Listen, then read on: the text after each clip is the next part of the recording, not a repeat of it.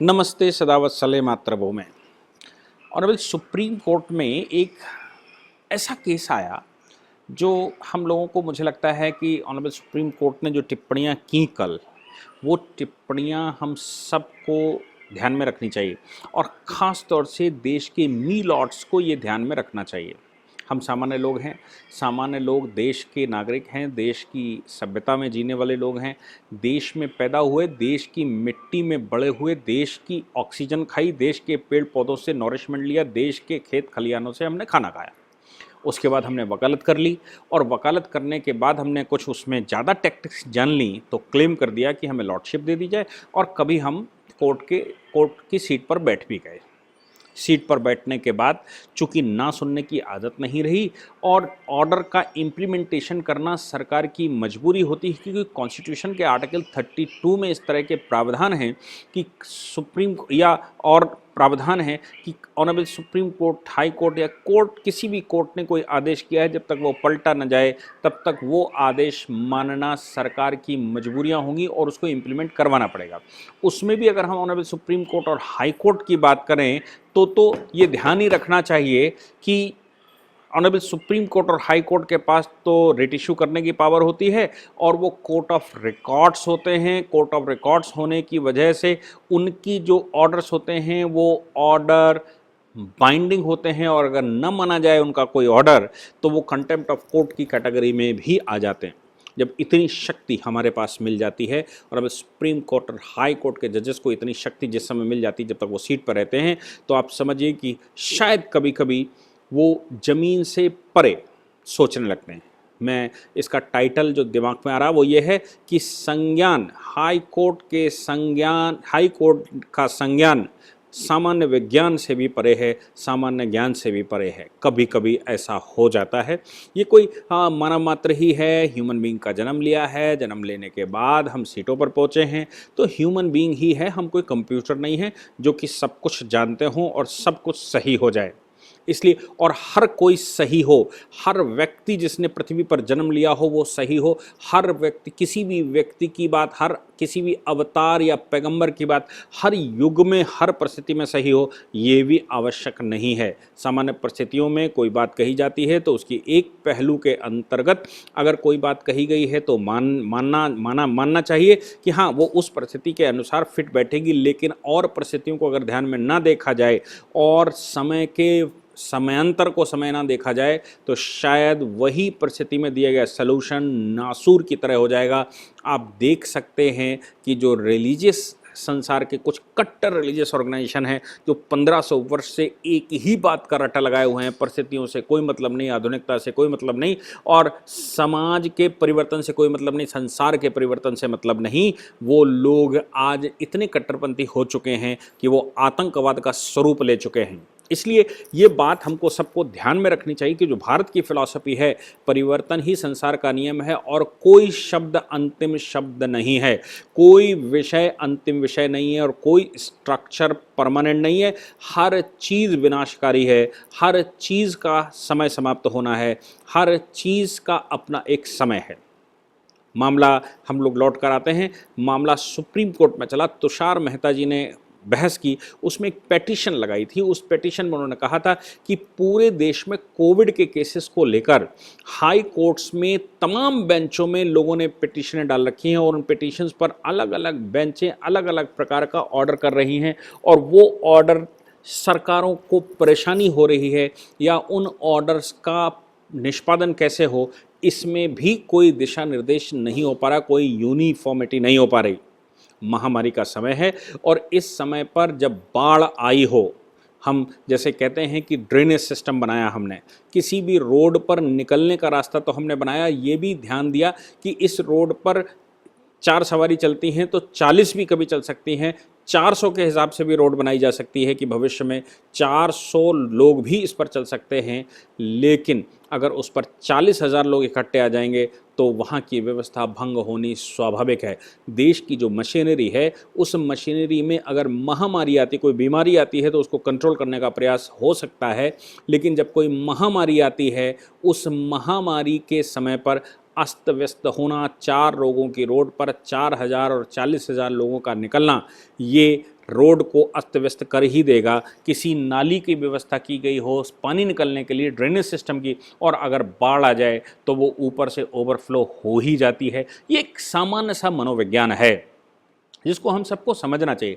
इस समय देश में महामारी आई हुई है, और केवल देश में नहीं संसार में महामारी आई हुई है। हालांकि भारत अभी भी इस महामारी से बचा हुआ है इन कंपैरिजन ऑफ यूएस, जहां सारे स्ट्रक्चर हैं, सब कुछ फैसिलिटीज अच्छी हैं। उन्होंने संसार का वीज़ा बंद कर दिया है, उनके पास 3-4 लोगों के लिए भी फैसिलिटी है, हर व्यक्ति को भी वो हॉस्पिटल में एडमिट कर सकते हैं, उनके पास इतना बड़ा इंफ्रास्ट्रक्चर है। फिर भी 29 करोड़ जनसंख्या में से 9 लाख लोग मर चुके हैं। भारत में 135 करोड़ जनसंख्या में 2.5 लाख या 3 लाख का आंकड़ा है। तो आप सोच सकते हैं कि वहाँ 25 गुना इन कंपैरिजन ऑफ पॉपुलेशन, वहाँ 25 गुना ज़्यादा लोग बढ़ रहे हैं जिनके पास सारी व्यवस्था है। इसका मतलब ये हो गया कि ये एक महामारी है, और महामारी का कोई उपचार नहीं होता, सावधानी ही इसका उपचार होता है। इसीलिए भारत के पूर्वजों ने सावधानी ही उपचार के रूप में रखा, छुआछूत को रखा, काम करने वालों को दूर करके रखा, जाति व्यवस्था बनाई होगी, वो बाद में बिगड़ गई, दैट इज डिफरेंट थिंग। वो वंश से चल दी, वो भी दूसरी बात है, वो जन्म से चल दी, वो दूसरी बात है। लेकिन अगर हम ये कहें कि ये व्यवस्था जो संसार में बनाई गई थी, भारत ने बनाई थी, वो एक बेस्ट व्यवस्था थी अगर उसको ओरिजिनल रूप में रखा जाता तो।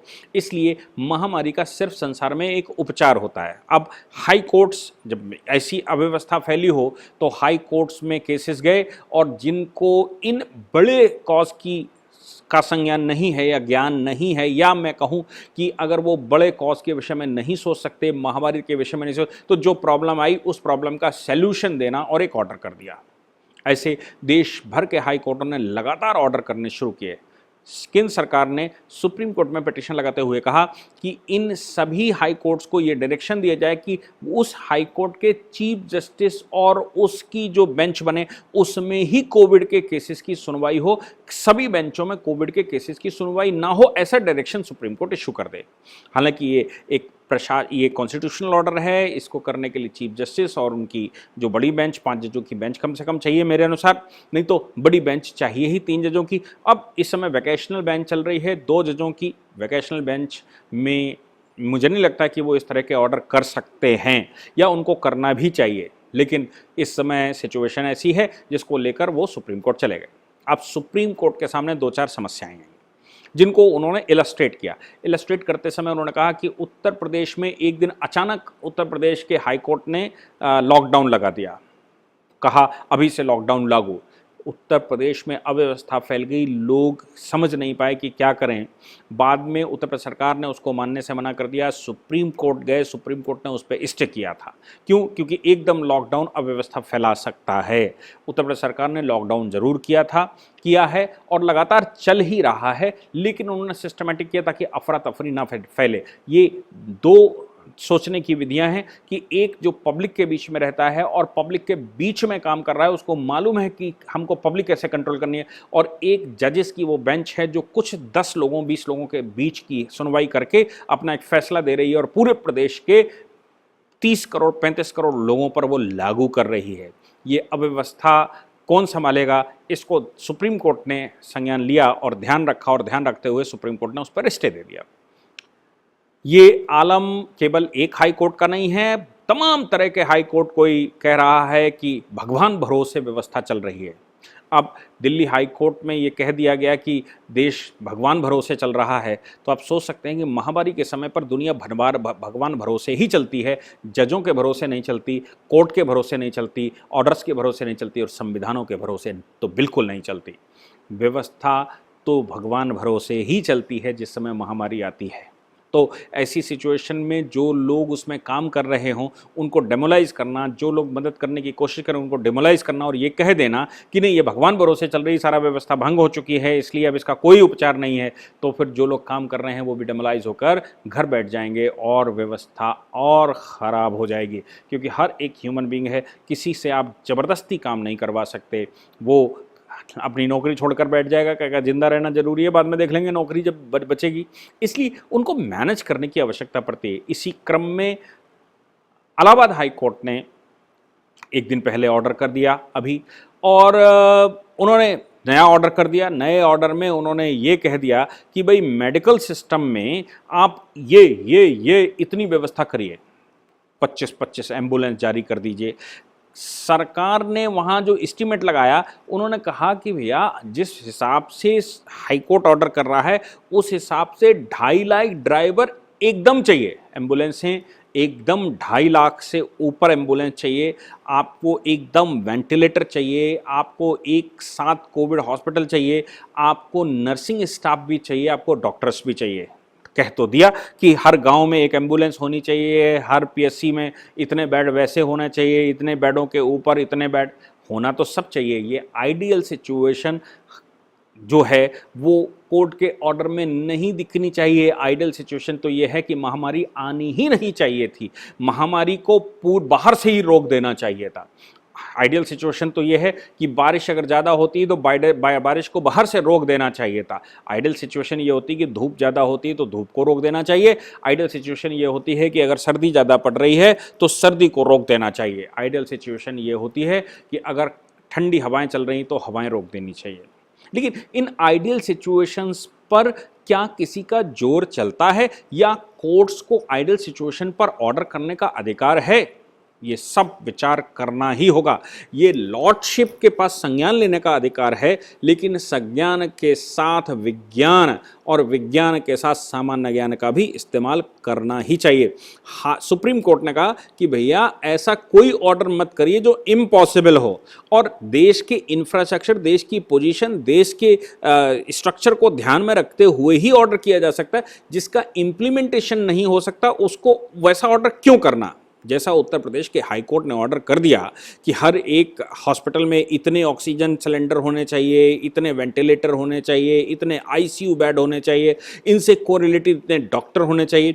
उन्होंने, मुझे लगता है कि आवश्यकता के अनुसार तो ठीक है एनालिसिस की, लेकिन उतने क्या प्रोवाइड किए जा सकते हैं? अगर देश में, उत्तर प्रदेश में अगर 1 लाख डॉक्टर है और कोर्ट ऑर्डर कर दे कि 25 लाख डॉक्टर चाहिए, तो क्या 24 लाख डॉक्टर रातों रात बनाए जा सकते हैं?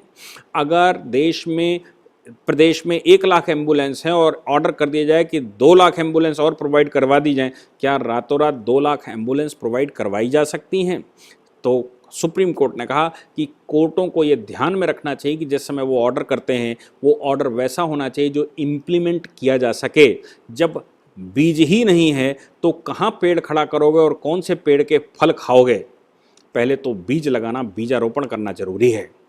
मुझे लगता है कि ये जो इस तरह की आइडियल सिचुएशन रहती है, इन सिचुएशंस में हाई कोर्ट्स अपने मूल जो उनका स्वभाव है, जो उनका मूल काम है, उससे वो भटकने लगे हैं।